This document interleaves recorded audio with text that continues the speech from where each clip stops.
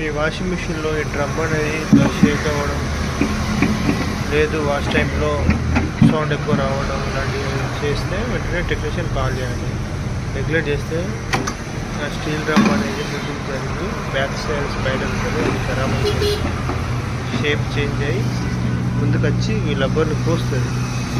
Plastic కోస్తే drum ఇది కూడా ఖరాబ్ అయిపోతుంది. అనవసరంగా దాన్ని రెండు చేంజ్ చేసుకోవాల్సి వస్తుంది. వెంటనే మీకు ఆ సౌండ్ వచ్చినప్పుడు చేంజ్ అనిపించినప్పుడు వెంటనే టెక్నీషియన్ కాల్ చేయాలి.